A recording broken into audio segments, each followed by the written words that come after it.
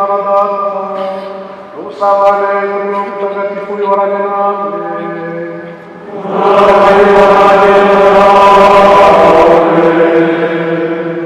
Bavandimwe, Yesu Kristo akuzwe.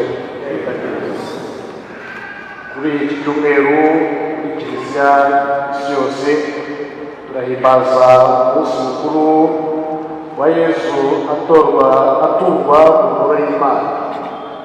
Yesu duherutse guhimbaza vuba aha ngaha umunsi wa Noheli kuvuka kwe, duhimbaza kwigaragaza kwe, duhimbaza batisimu ye, none dukomeje rero guhimbaza amayobera y'ubuzima bwe ndetse n'ubuzima bwe muri rusange. Yesu nk'umwana wavutse yatuwe mu ngoro y'Imana kugira ngo huzuzwe icyo Imana yategetse, ariko bikagaragaza yuko guturwa Imana byari ngombwa kubera ko yari agiye iwe ni mu ngoro y'Imana, ni mu ngoro ntagatifu. Bikagaragazwa n'ikimenyetso cy'urumuri rugaragaza ko Kristo ari we rumuri rw'amahanga. Uyu munsi kandi turahimbaza yubile mu rwego rwa impurirane, turahimbaza muri Kiliziya yacu umunsi mukuru w'abihaye Imana. Abihaye Imana ni ba bandi Imana yihitiyemo ikabigarurira, ikabibyarira, ikabaha ubutumwa. Bafite ubutumwa bukomeye bakorera muri Kiliziya. Niyo mpamvu uyu munsi wose abihaye Imana mu Rwanda bakoze urugendo nyobokamana i Kibeho, bakaba rero bagiye kwitura umubyeyi Bikira Mariya umuhamagaro wabo, kandi natwe badusabira. Kubw'umwihariko muri paruwasi yacu ni umunsi wa gatatu w'ikoraniro y'ihuriro ry'abanyamuziki gatolika ryatangiye ejo bundi, akaba ari nawo umunsi biza gusozwaho. Ariyo mpamvu twishimiye cyane muri rusange abakristo bose kwakira abagize iri huriro. Mbere na mbere turakira abasaseredoti, murabona ko rwose ari tariki ikikijwe neza, ndetse n'abandi banyamuziki gatolika bari hano iyo bagiye no kuturirimbira igitambo cy'Ukarisitiya, abari hariya n'abari hano imbere bagira ngo tubakire kandi twishime.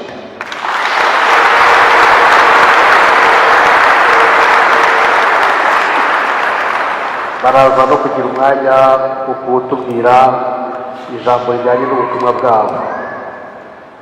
Muri gitambo cya misa kandi turifatanya n'umuryango wa Pierre Bizimana ushimira Imana ibyiza yabakoreye. Umuryango wa Viana Muvunangoma na Nshuti n'Inka barashimira Imana nabo ibyiza yabakoreye. Umuryango wa Jean de Dieu Rutayisire na Odette Mukamukiza barashimira Imana ko yakoreye ubukwe bwiza abana babo Raymond Byukusenge na Bonarora Abaganwa Desire, basabira n'umugisha ndetse n'ababigizemo uruhare bose. Turasabira n'abitabye Imana. Umuryango wa Thomas Murekezi barasabira Thomas Murekezi witabye Imana, Anastazi Karutubusa witabye Imana, Roger Byukusenge witabye Imana, Alphonsine Nyirabarushimana witabye Imana, na Evariste Nyamuhunga witabye Imana. Umukristokazi arasabira Antoine Rutayisire witabye Imana. Umuryango wa Higiro Pierre barasabira Jeanne d'Arc Kahigiro witabye Imana, na Rose Mukundatori. Nimucyo rero twicishe bugufi twanga ibyaha byacu kugira ngo tujye kutamira ijambo ry'Imana no gutuza igitambo cy'Ukristo cy'umutima usukuye. Yemerere Imana ishobora byose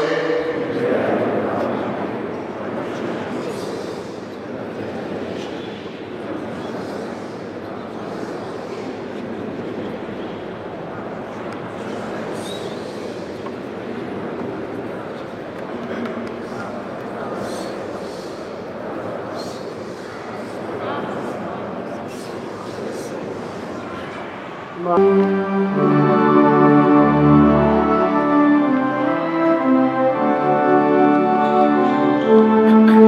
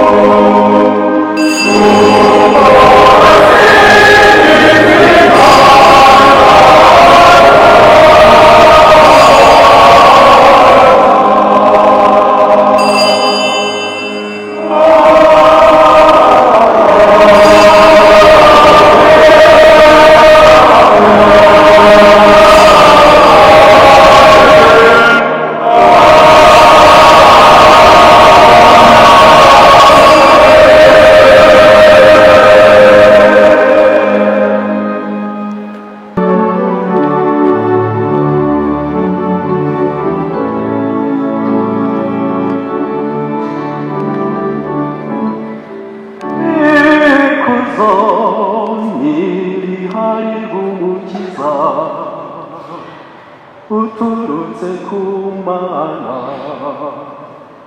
Neri harbe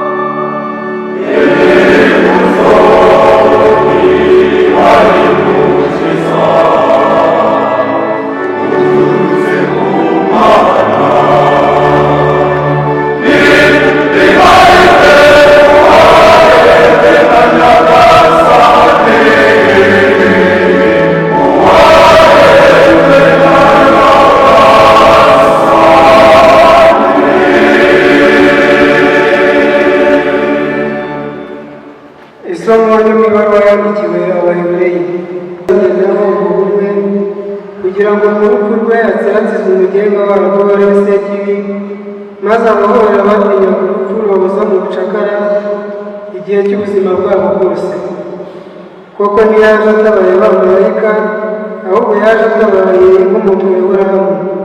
Kubera iyo mpamvu yagombaga kwishushanya n'abavandimwe be muri byose, akaba umuherezagitambo mukuru w'umunyampuhwe kandi wishyikira ku Mana ngo ahanagure ibyaha by'imbaga. Ubwo we yababaye kandi akageragezwa, ashobora no gutabara abageragezwa. Iryo ni ijambo ry'Imana.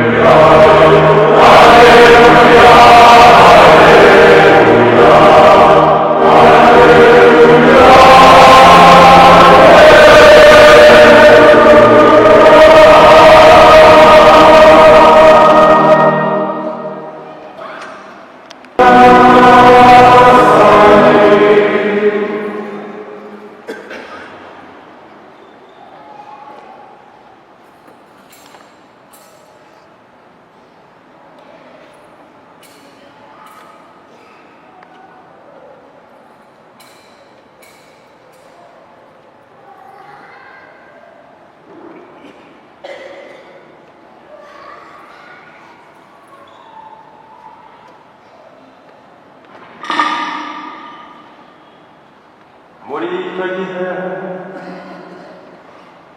umunsi w'isukurwa ryabo baramukira gusanganira ababyeyi ba Yesu bamujyanye i Yerusalemu kumutura Nyagasani nk'uko byanditswe mu itegeko rya Nyagasani ngo umuhungu wese w'imfura azayikorera umwihariko wa Nyagasani bazajyana mu gitambo cyangwa n'umuheri bakurikira itegeko rya Nyagasani. Icyo gihe i Yerusalemu hari umuntu witwaga Simewoni, yari intungane kandi yubaha Imana, yari ategereje ihumure rya Isiraheli kandi uwo mutagatifu yari amurimo. Byongeye Roho Mutagatifu yari yamushuriye kutazapfa atabonye Kristo wa Nyagasani. Nuko Simewoni aza mu rugo abibwirwe na Roho Mutagatifu. Igihe ababyeyi b'umwana Yesu bamuzanye ngo bamurangirizeho ibyategetswe, nawe amwakira mu bwawe ashima Imana ati, Nyagasani, noneho sezere umugaragu wawe mu mahoro nk'uko wabivuze, kuko amaso yanjye yabonye agakiza kawe wageneye ibyawe byose. Niwe rumuri ruboneshereza abanyamahanga, akaba n'ikuzo ry'umuryango wawe Isiraheli.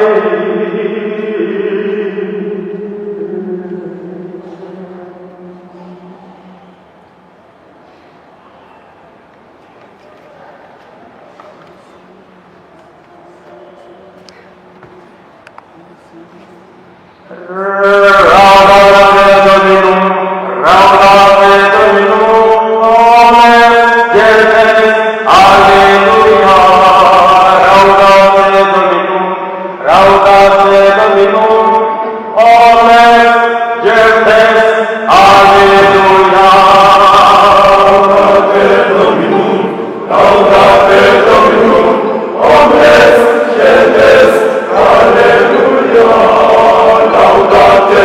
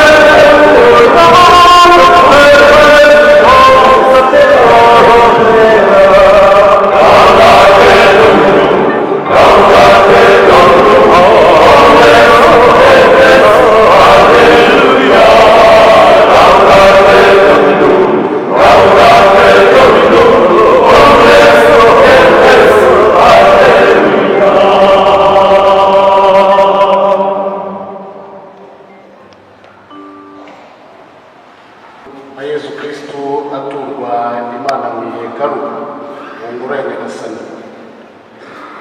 Yesu yatuwe Imana nk'uko byari umugenzo wategetswe na Musa.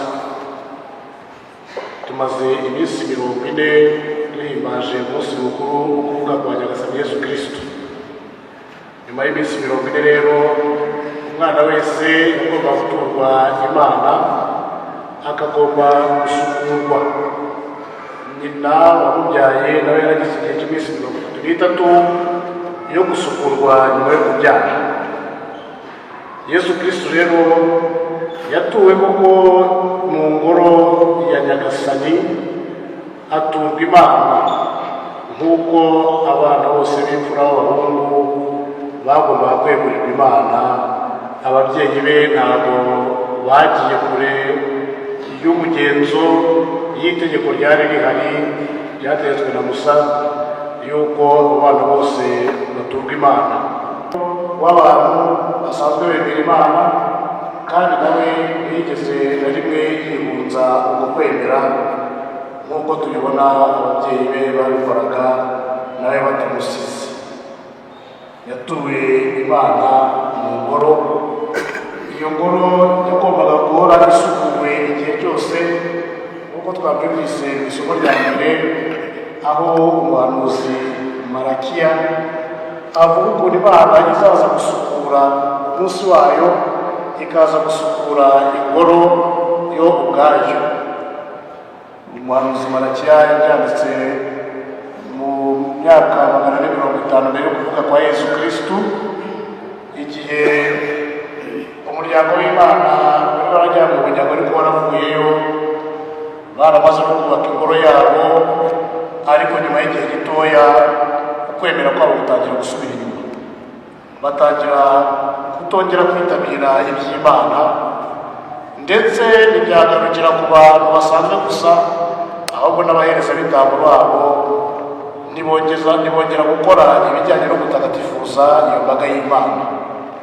Nibwo rero Imana itumye umuhanuzi kugira ngo aze abakangure bongere bagane Imana nk'umuremyi, nk'umubyeyi wabo, kuko bari barabifitanye amasezerano.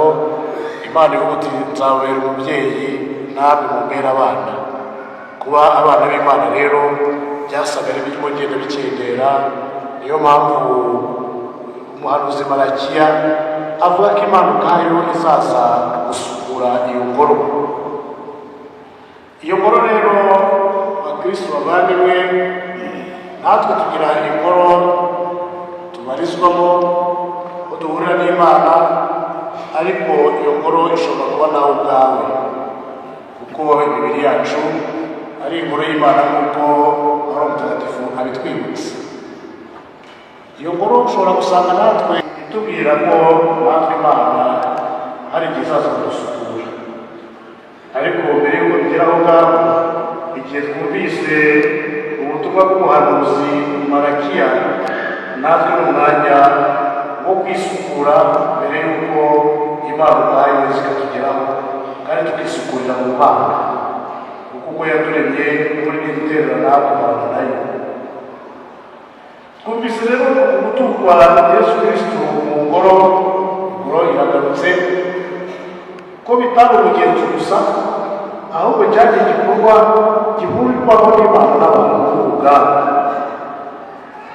Iminsi hashize nk'ukwezi, hari umuntu wakomanze iwacu hariya, turamufungurira avuga ati ese ko twaje kuba mu bitaro biri hafi aha ngaha, byashoboka ko igihe umwana azavuka uzahita mumubatiza? Ahubwo se tutabikoze twaba dukora iki? Nibwo rero umunsi ukurikiyeho batuzaniye umwana, duhita tumubatiza.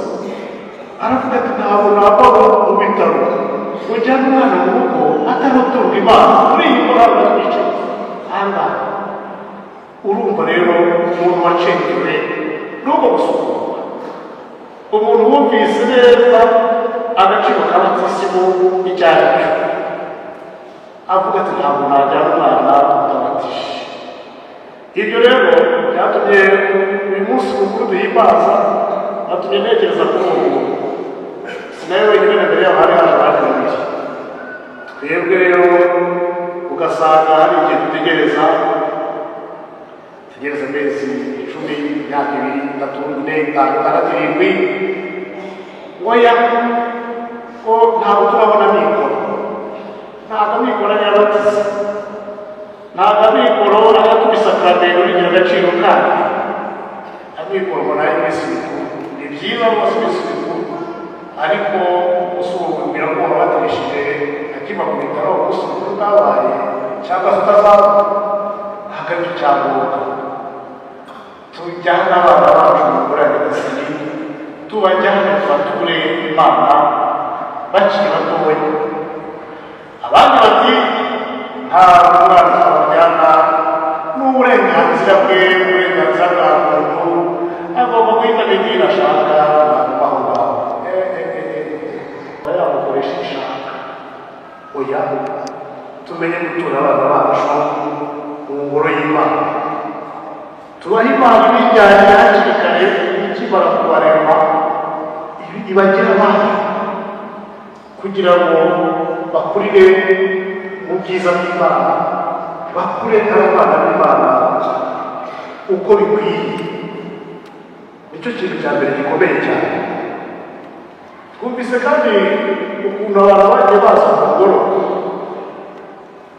ababyeyi ba yesu kristo bamuzanye mu ngoro nyuma twumvise ko umusaza simewoni nawe yaje mu ngoro azanywe n'abo mutagatifu aje kubyerekeye uwo mwana yewe ubundi wamuhamuzikazi hano nawe waje aje kuvuga iby'uwo mwana ntabwo baje kuko bahasanzwe guhereza ibitambo bahasanze abo ngabo batumwe n'imana ni ikintu gikomeye cyane tutagomba gusubiza inyuma imyumvire y'iki gihe usanga ishaka ko abantu bavuga tubyumva umuntu ugendera twemera ari kugenda uzaza kugaragariza iwanjye sigomba kujya mu rugo kubera iki mu ngoro kubera ko baba baje mu ngoro kubera ko bari bazi ko basanga imana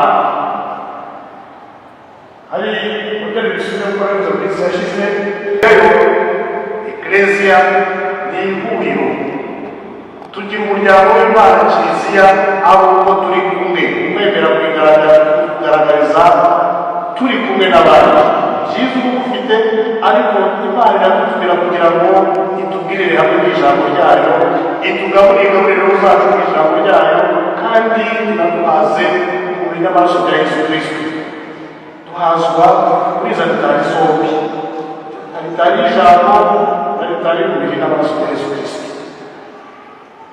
hari n'uvuga ati ntabwo njyayo kubera ko kubera ingorane runaka impamvu runaka ntari buhazwe kuki se udahazwe ngwino nubwo bitaratunga guzahaza ku ijambo ry'imana natwe kugira ngo haza kandi badufasha ijambo ry'imana rihaza roho zacu niryo funguro dufite burya mu buryo busanzwe iyo udafungura uragwingira ijambo ry'imana utarifungura rwose naryo uragwingira mu kwemera kwawe ukaba kwagenda ugasanga roho y'umuntu yarwaye bwaki kubera ko idafungurwa bikwiye tugomba kuza no mu ngoro y'imana kugira ngo natwe koko tubashe guhazwa iyo ngoro rero niho imana duhurira ikaduhaza ibyiza byayo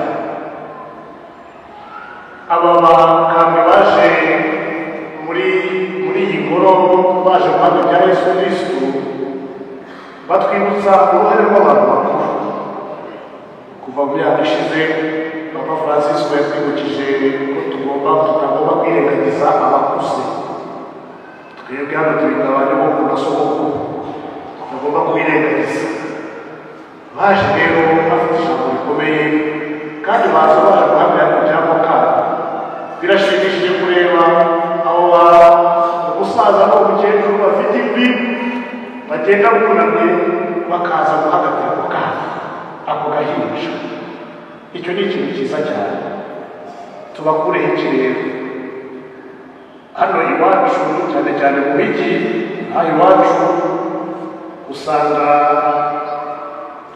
turi abakristu cyangwa se n'abatari abakristu ari umusaza cyangwa umukecuru uhari agashaka gufata abana batoya abuzukuru abigisha ijambo ry'Imana abigisha amasengesho ababyeyi bakagutwara ntukabwire umwana wacu ibyo birahari bireze bavandimwe ibyo ntabwo ari byo tubareke babigishe ukwemera tuguhererekanya buhoro guhereye kuri abo bakuru hanyuma n'abagabo bakazamo n'abo bana bakazamo gutyo ni gute waba wishimira ko umukristu ufite ibyiza umukristu bwakugejejeho ariko ukaba utabishyikiriza abana ugasanga ku cyumweru undi munsi abantu bagomba kujya mu misa abana turabafasha tubajyanye mu myicungo byiza bakajya kwicunga mu gitondo kugera nimugoroba ari ku ijambo ry'Imana ntibarihabwe ntibagire aho bahurira n'Imana ntabwo ari byo bajye kwicunga ariko bajye babasha guhura n'Imana ibyo byiza aba bakuru bacu rero abo basaza bakambwe ni byiza ko uko kwemera badutoje tubareka bakadutoza n'abana bacu babigisha amasengesho abasomera ijambo ry'Imana babwira amateka ya Yesu Kristo ibyo byose rero bifasha mu kwemera k'umuntu akagukuriramo twibukije kandi ko twibutse ko uyu munsi ari n'umunsi duhimbaza muri kiliziya umunsi mukuru w'abiyeguriye Imana abiyeguriye Imana ni abantu batorwa mu bandi hanyuma Imana ikabashyiraho ikabaha umuhamagaro wihariye kugira ngo baze kuyifasha gutagatifuza imbaga y'Imana abo bantu rero nabo bakwiye igihe cyose muri kiliziya mu gufashwa gukomera mu kwemera gukomera umuhamagaro no gukomera mu butumwa ibyo bigatuma rero natwe dutekereza yuko dusubiza icyifuzo cya Yesu Kristo avuga ati nimusabe nyir'imyaka abasaruzi kuko imyaka yeze ni myinshi ariko abasaruzi ni bakeya nibyo ni bakeya pe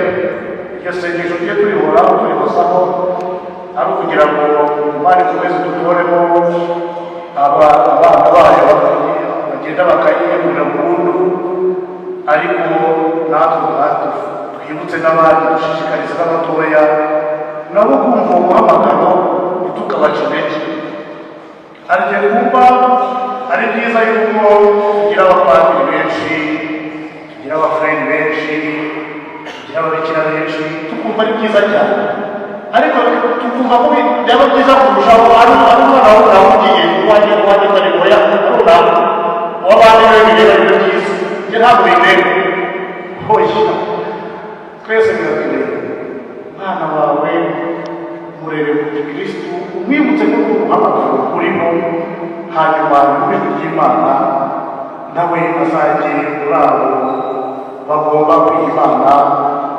bakamamaza inkuru nziza nk'uko n'ababana gushyingirwa basezerana nabo rero bagira amasezerano basezerana Imana amasezerano ari ubutatu basezerana ubukene bagasezerana ubumanzi bagasezerana no kubaha ibyo bintu uko ari bitatu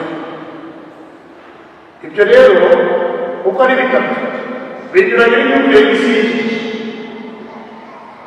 niyo mpamvu usanga nyine abashaka kwitabira umuhamagaro ari bakeya kuko isi y'iki gihe ntabwo ishaka kuva umukene bubaho umukene hari ugeze kubwira atari bwarasasa gusezerana umukene ntabwo izo dufite ugasezerana umukene ariko nuko aba ari kumwiyumvise nabi abandi batiguse ko tubona bafite ibintu byinshi ubwo bukene buri hehe ubukene abihaye Imana gusezerana ni ukutigwizaho imitungo ukuvuga no kumenya gusangira n'abandi ibyo ufite.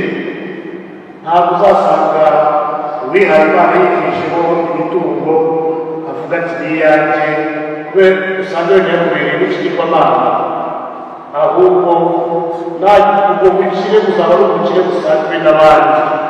Niyo mpamvu uzasanga kiliziya abajya mu kiliziya ifite amashuri ni byiza, wese abafite amashuri yigamo si abana b'Imana bigamo. Kiliziya iharanira gufasha mu gukura no kwikura muri bwa bukene bwa mbere ni mu mutwe, ikajijura abantu kuko ubujiji bw'icyo kibi cyane cyo kintu kibi cyane, ikabakura mu mwijima. Ubwo bukene rero ni bwa bukene budaharanira ubutunzi, ahubwo bwa butunzi bugomba gusangizwa abana b'Imana cyangwa kudashaka.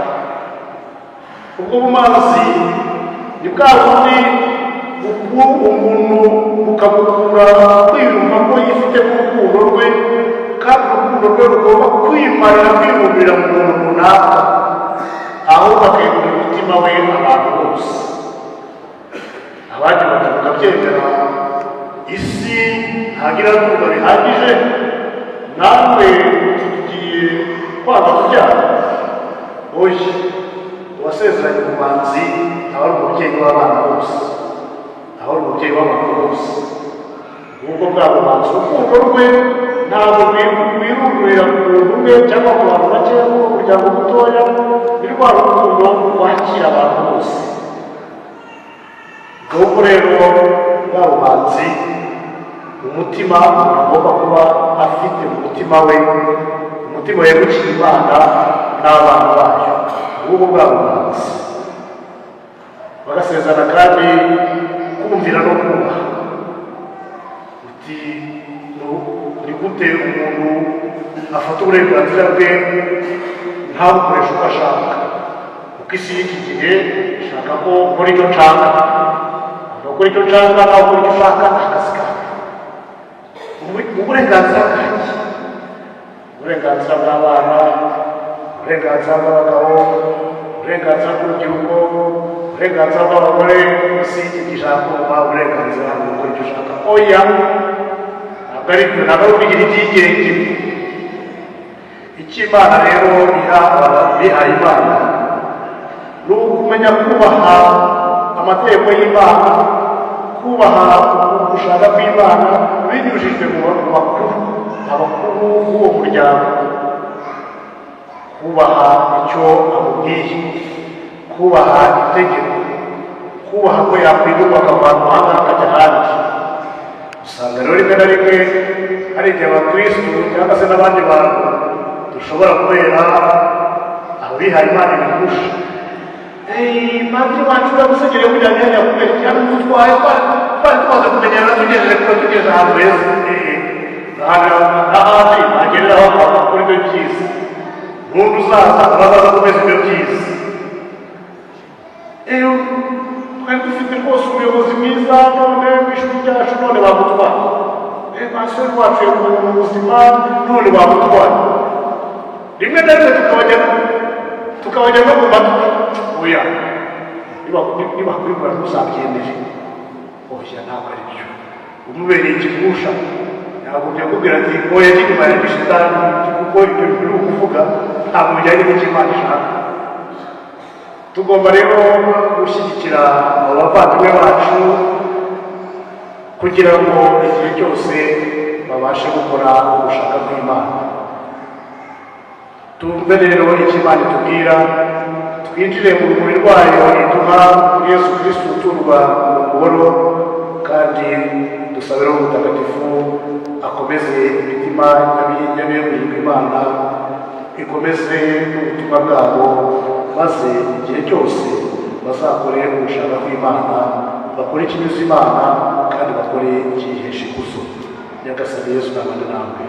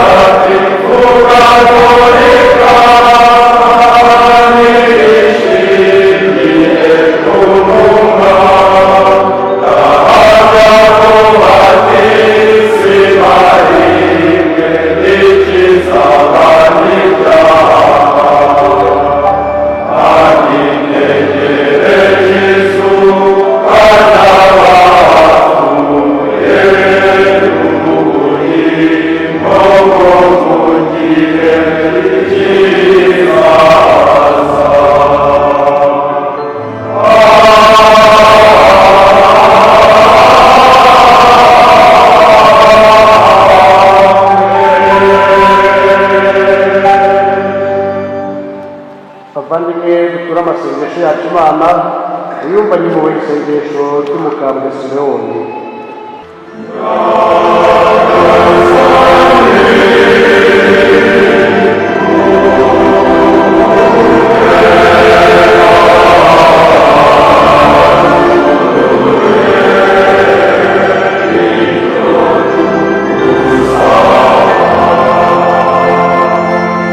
dusabire umuryango wacu kiliziya itsinda amavuti imurikira abantu bose ayoboye umukiza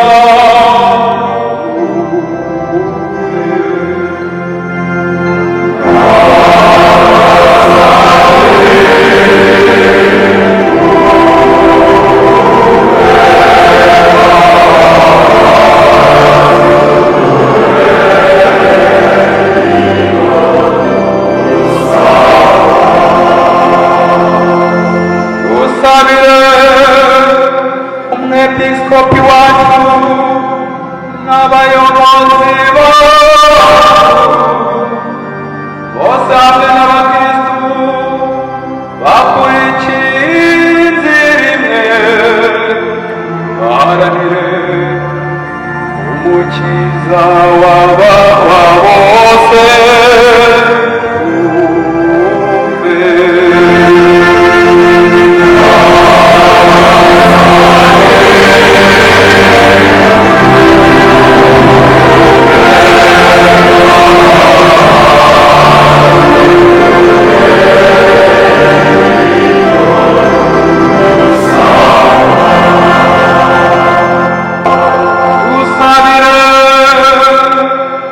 ababyeyi bacu badukuye imana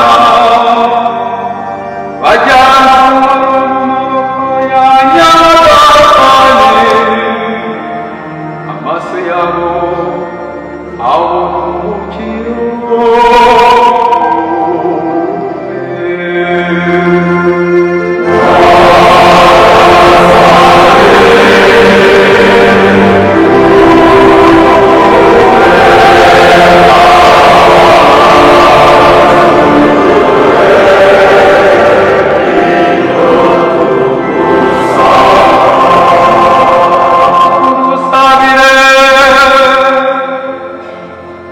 abateraniye hano mu ngoro y'Imana uwo baje gutura abamanukire mu mitima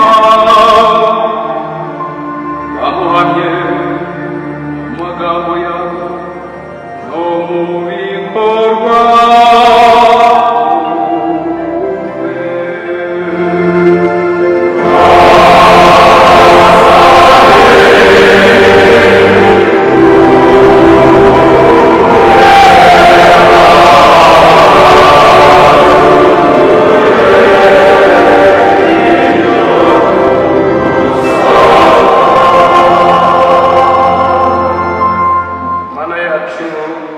amasengesho y'abasekuruza bacu bari bategereje umwana wawe iminsi myinshi, turakwinginze uduhe natwe kuzareba mu ngoro yawe umwana wa Yesu Kristo umwami wacu.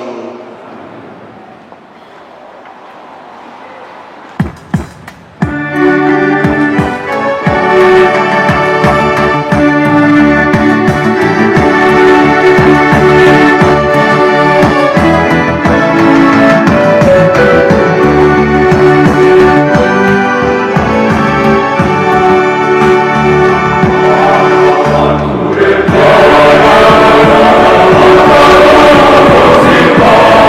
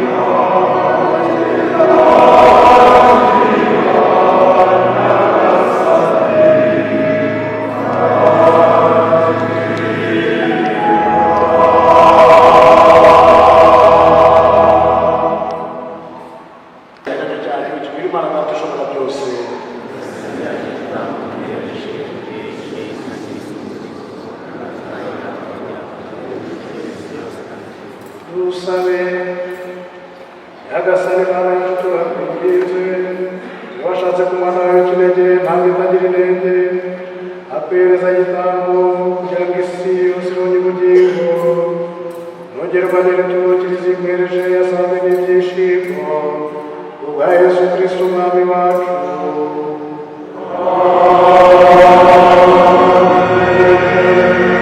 nyagasani yesu n'abandi bawe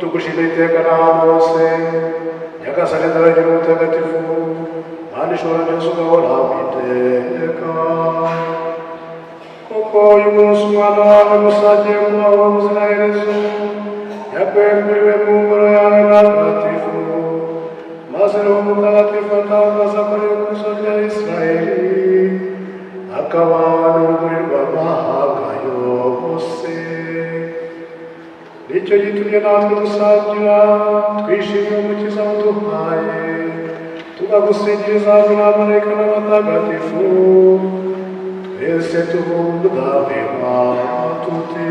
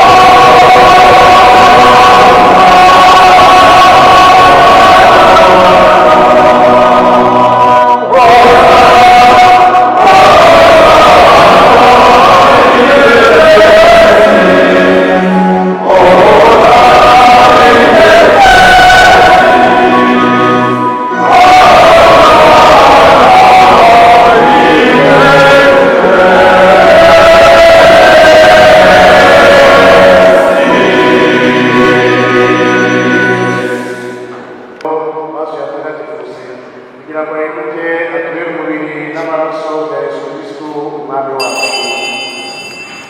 Yarageragezwa ababare kuko ku bushake bwe yafashe umugati arashimira arawumanura nuko Yesu abigishwa be avuga ati nimwakire maze muryeho mwese kuko ni umubiri wanjye ugiye kubatangirwa.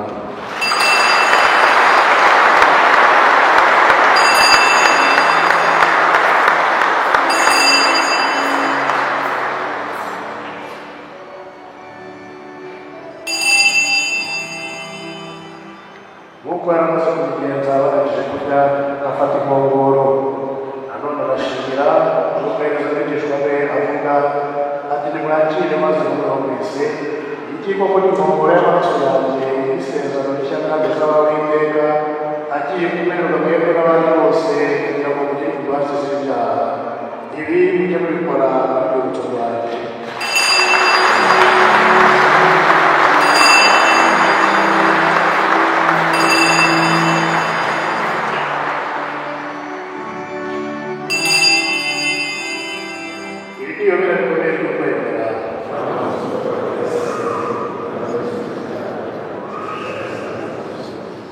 None rero Nyagasani, igihe tuvuga urupfu n'isuka ry'umwana wawe, tugutunga tutamugingo wawe n'uburuhukiro, tugushimira ko watumye tureka no kugushengerera kugurisha amaturo, kandi turakwinginga twiyohereje, turebe abasangiye umubiri n'amaraso bya Kristo, wo mutagatifu tuguze twubumwe. Nyagasani, wita kiliziya yawe y'abakirisitu bose, maze uyihe urujyambere mu rukundo hamwe na Papa Francisco n'abepiskopi wacu barwanya Karidinali Kambanda n'abaturage mu Rwanda bose.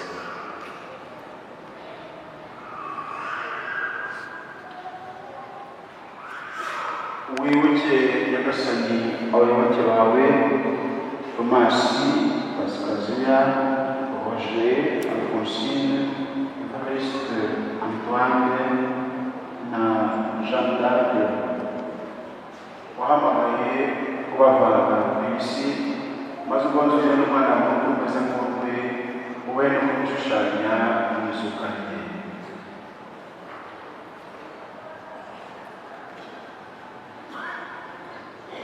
Wibuke kandi n'abavandimwe bacu bapfuye bafite icyizere cyo kuzazuka hamwe n'abandi bose bapfuye usanzwe ufitiye impuhwe maze ubakirire mu rumuri ruturukaho.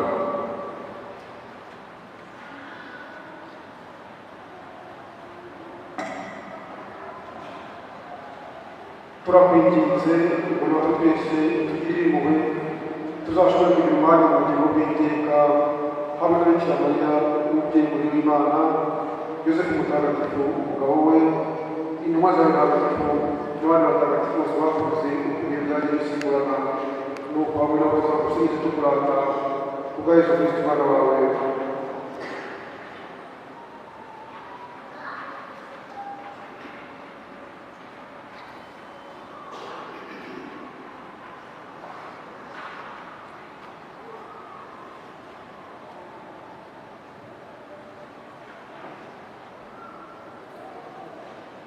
Dawe ishobora byose, icyubahiro cyose n'ikuzo rwose, ubishyikirizwa na Kristo, ukabiyama hamwe nawe, ukabihererwa muri we, ubwe bwawe butagatifu, ukwiriye bihora bisigura iteka.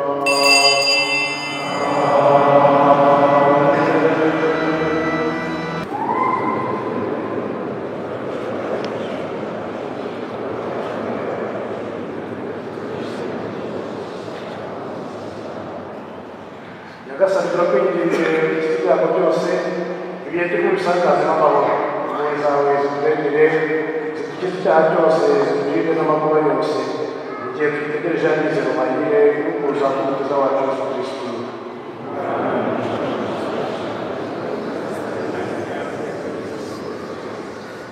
Nyagasani Yesu Kristo wabwiye intumwa zawe tubasigiye amahoro kandi amahoro yanjye, ntiwite ku byaha byacu ahubwo tukemera kwa kiliziya yawe, maze ku bushake bwawe amahoro kandi wumvire mu bumwe bubaho gateka iteka ryose nimugire iteka abana nyagasani urukundo rwa kristo twifuzanya amahoro.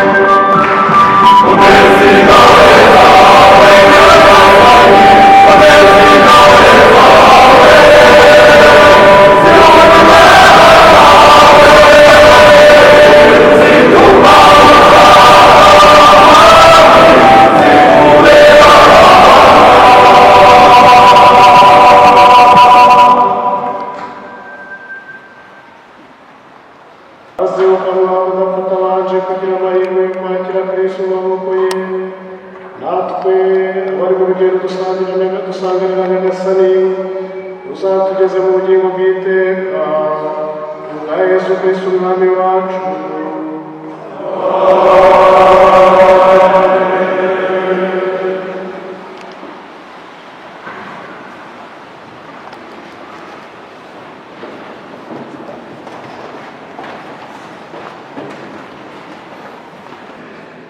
Ibisingizo byose ibihaye Nyagasani bagira urukundo rwuje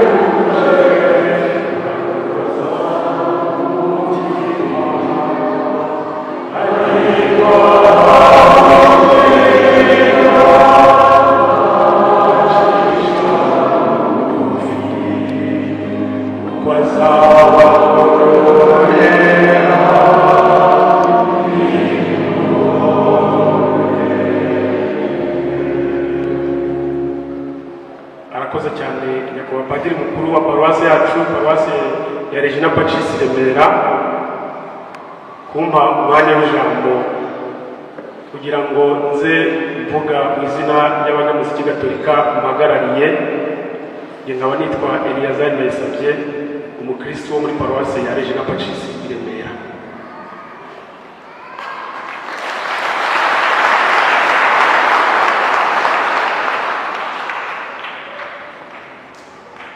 Mbere na mbere turashimira Imana kuko ari isoko y'ibyiza gusa. Turashimira Imana kuko ari yo yaduhaye ingabire, ari yo yaduhaye umuziki. Turashimira Imana kubera ko muri uyu mwanya turi aha ngaha muri paruwasi ya Regina Pacis duhujwe n'izo mpano zitandukanye Imana yahaye abana bayo bo hirya no hino mu gihugu.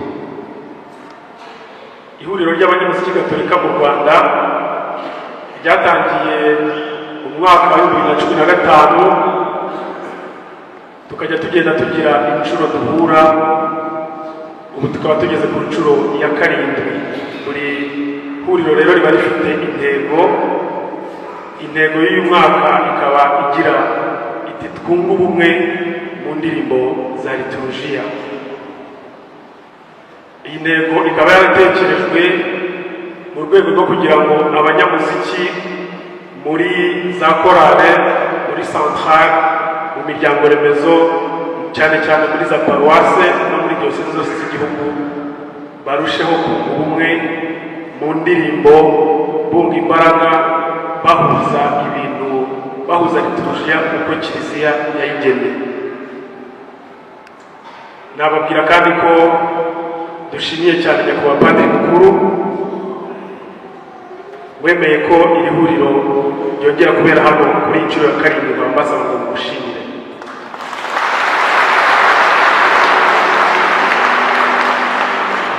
Nyakubahwa padiri mukuru uje gusimbura nyiricyubahiro Jean Bosco Ntagungira, umwepiskopi wa Butare, ari nawe waduhaye icyicaro gikuru cy'ihuriro ry'abanyamuziki gatolika mu Rwanda hano kuri paruwasi ya Regina Pacis.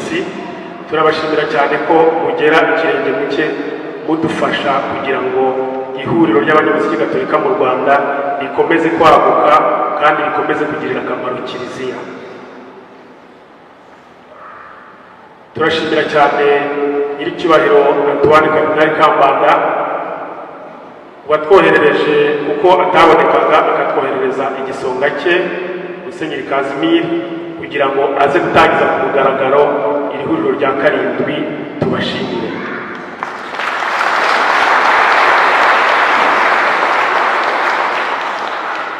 Turashimira cyane komisiyo ya Arkidiocese ya Kigali ishinzwe liturujia n'imitangire iboneye y'amasakaramentu, ihagarariwe na Padiri Theophile Kundimana ndetse n'abandi bafatanyije kuyobora iyo komisiyo, kubera ko badufashije nabo mu migendekere myiza y'iri huriro rya 7. Tumushimire.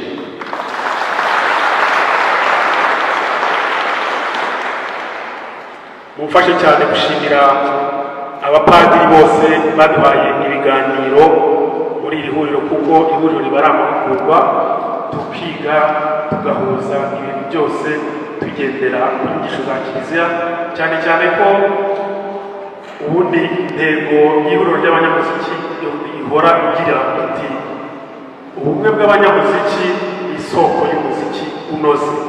ngira ngo mwabyumviye, iyo abanyamuziki bashyize hamwe bituma koko umuziki urushaho kunoga. Turashimira cyane abakristo muri paruwasi ya Regina Pacis ndetse n'izindi paruwasi ziyikikije bakiriye mu ngo zabo guhera ku wa gatanu kugeza uyu munsi abanyamuziki gatolika. Mufashe tubashimire.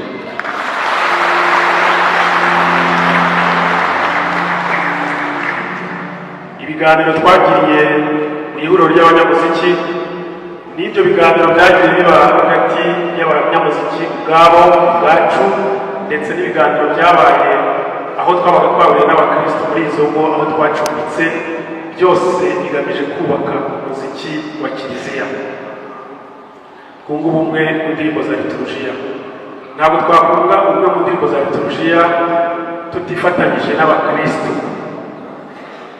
abakristo gatolika, abakristo bafite ukwemera guhamye, abakristo bakunda Imana kandi bahora bayisingiza, haba mu byiza haba ndetse no mu bibi no mu gihe cy'amage. Nyagasani adora hafi, akaba ariyo mpamvu tugomba kujya duhora tumuririmbira, tukajya tugomba duhora tumubera abana beza. Muri urwo rwego mpamagariye abanyamuziki bose bitabiriye iri huriro aho bicaye ngo bahaguruke akanya gatoya basuhuze imbaga y'abakristo.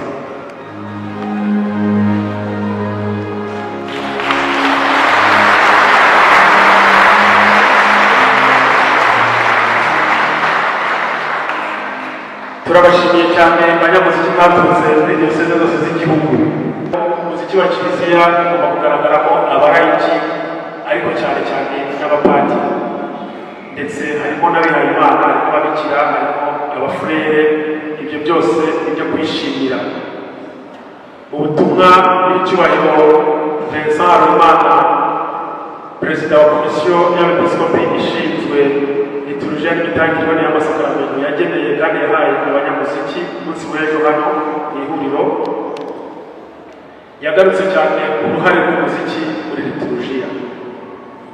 Umwanya ndagira ngo tuze ku ijambo umwe mu bapadiri bari muri huriro bari kurikiranye kuva ryatangira kugeza ubu ngubu, aze nawe kuza kutugezaho ijambo anatubwira imyanzuro, kuko imyanzuro ifatika ku ihuriro ry'abanyamuziki gatolika igenda ikagira akamaro mu makorali, mu masantarare n'ahandi hose dukorera ubutumwa abanyamuziki, tukarushaho kunga ubumwe. Turabashimiye rero mwese mwaje muri iki gitambo cy'Ukarisitiya, kongera gushimira Imana kuko ari isoko y'ibyiza gusa. Mwese Imana ibamugisha.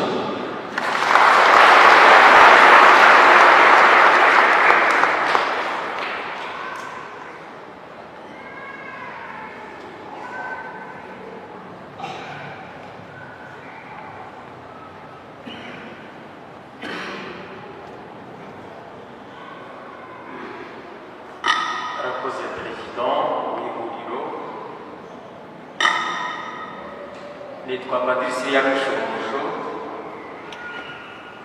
wo muri diyoseze ya Kibungo, nkaba nshinzwe liturujia, komisiyo ya liturujia n'imihimbarizo neza y'amasakaramentu muri iyi diyoseze, ariko nkaba n'umunyamabanga wa komite y'igihugu y'abanyamuziki. Ntabwo ndi bwongere gushimira ko perezida yabigarutseho, nta nubwo ndi bubereke abo yaberetse. Ndagira ngo gusa mu nkundire mbere y'iri jambo mbanze mbereke abo basaseridoti bamwe tukiri kumwe, nyakubahwa padiri mukuru hamwe n'imbaga ntagatifu.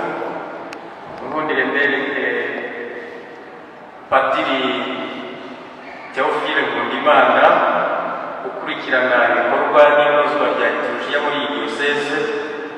akanatuba hafi cyane muri iri huriro ry'iki gihugu. Ageze ubu abakristo bamubone banamushimire.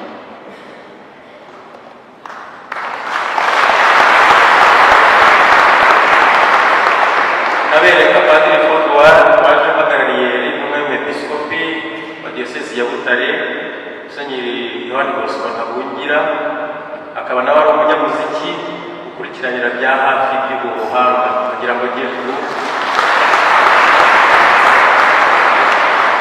Hari Padiri Pio Nyandwi waje uturuka muri diyosezi ya Kabgayi, akaba nawe ari umunyamuziki, umuhanzi n'umucuranzi wemewe ageze ubu abaramutse.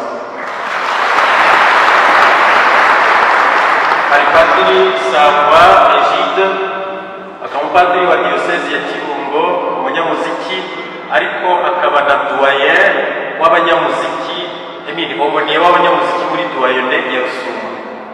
Yaje duherekeje. Ndabereka komite y'igihugu y'abanyamuziki aho bari hose bahagurukire rimwe, hanyuma baramutse.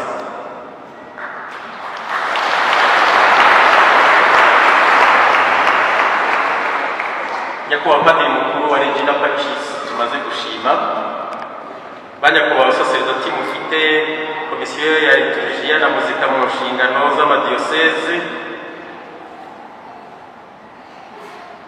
nyakubahwa Padiri uhagarariye komisiyo ya liturujia muri diyoseze, nyakubahwa perezida w'ihuriro ry'abanyamuziki na komite, banyakubahwa muhagarariye amakorali na za mpuzamakorali mu maparuwasi yanyu yose y'u Rwanda, bakristo ba paruwasi Regina Pacis mwatwakiriye tumaze gushimira,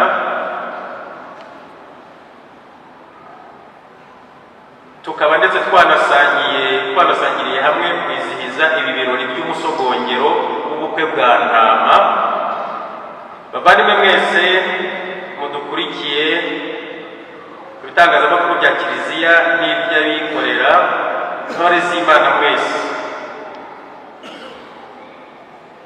mu izina ryanjye bwite n'irya komite y'ihuriro ry'abanyamuziki gatolika mu Rwanda intumye, nyuma yo kubaramutsa ntewe ishema no kwibutsa urugendo rw'ihuriro rw'abanyamuziki gatolika n'uruhare rwabo mu iyamamaza ry'inkuru nziza ya Kristu muri Kiliziya ye. Tumaze kumva igihe byatangiriye mu mwaka w'2015, ubu rikaba rero riteranye ku nshuro yaryo ya 7, rikaba rimaze kugira ubunararibonye, amategeko n'ubuzima gatozi muri paruwasi ya Regina Pacis.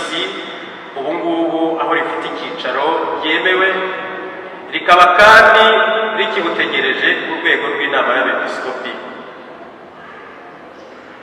Iri huriro ryibumiyemo abanyamuziki baturuka mu mpande zose z'igihugu ndetse n'abaturanyi bo mu gihugu cyane cyane cya Uganda, nk'uko n'ubu bamwe turi kumwe nabo, niba tukiri kumwe bagejuru tubaramutse.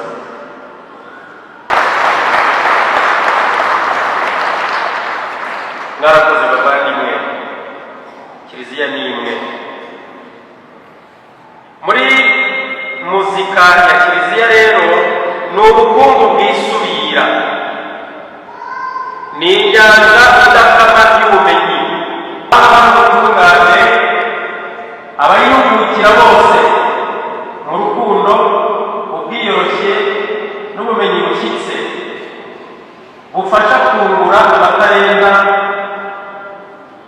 y'ababuranijwe, byose kubera ikuzo ry'Imana n'umukiro wa Roho.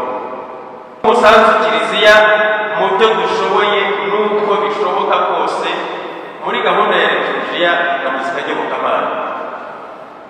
Kuri iyi nshuro ya 7 twasangiye inyigisho 6. Iya mbere agiraga iti umuziki n'isengesho, twahawe na Padiri Gilbert Nyirandekura ku nyuma. Iya kabiri ni indirimbo za liturujia muri Kiliziya n'imihimbire yazo, twahawe na Padiri Mwitegere Theodose wo ku nyuma. Iya gatatu yagiraga iti uruhare rw'umunyamuziki muri liturujia twahawe na Padiri Zodeme Heterogene wo mu Ruhengeri. Iya kane yagiraga iti tugendere hamwe mu ndirimbo za liturujia twahawe na Musenyeri Habimana Vicente umwepiskopi ufite mu nshingano komisiyo ya liturujia n'imihimbarizo inoze y'amasakaramentu mu Rwanda. Iya gatanu yagiraga iti indirimbo zitujuje ibisabwa n'icyakorwa ngo zinozwe zihure mahwi na liturujia ya Kiliziya twahawe na Padiri Théophile Nkundimana umuyobozi w'iyo komisiyo muri iyi diyoseze. Iya gatandatu yari icyerekezo cy'ihuriro ry'abanyamuziki gatolika mu Rwanda n'uruhare rwaryo mu butumwa bwa Kiliziya twahawe na Padiri Seria Shumbusho n'ubu igikomeza muri diyoseze ya Kibungo umwanditsi w'ihuriro. Icyo twifuza kubasangiza rero kuri iyi nshuro ni icyerekezo cy'ihuriro. Turifuza ko tubihajwemo n'inema y'Imana iri huriro ryaba ishuri aho kuba ihuriro gusa.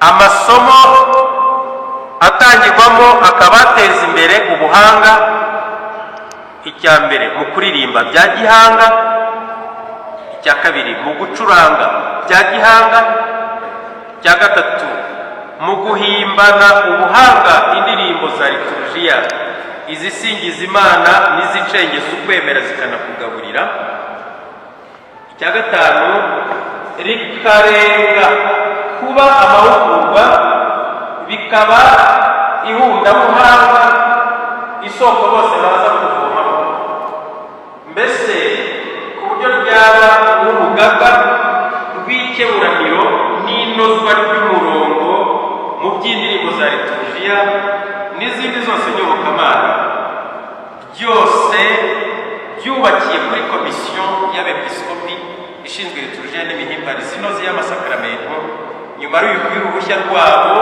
n'ubuzima gatozi muri Kiliziya. Icya gatanu ni uko iri huriro ryazageraho muzika ryigisha. Bakristo bavandimwe, dusoje twongeye gushimira Imana kandi tubashimira muri uru rugo rw'Imana twahawemo icyicaro n'umurongo w'ibyo bikorwa byose n'ibindi twifuza ko bizajya mbere kurusha kubera ishema rya Kiliziya n'umukiro w'abantu, mbese iri huriro rikaba amaboko ya Kiliziya ndetse n'igishoro gikomeye muri gahunda y'ikenurabushyo. Ubu rero mu kanya turaza gusoza ihuriro rigena imyanzuro iyigenere hamwe turi butahane, tuzagenda akagenda idufasha, hanyuma buri munyamuziki wese akagenda atahanye certifica y'iri huriro rya karindwi izakomeza gufasha mu ireme n'amateka y'ihuriro ndetse n'ubuhanga uko tuzagenda tubusangira kurusha, mbese natwe iwacu mu Rwanda hakaza uwo mucyo n'urwo rwego rudufasha kunogera Imana no kunogera mu bwacu tubikesha ingabire ndetse no kwinogereza mu buhanga bugomba n'ubw'iby'Imana bidakonozwa. Nimugire amahoro.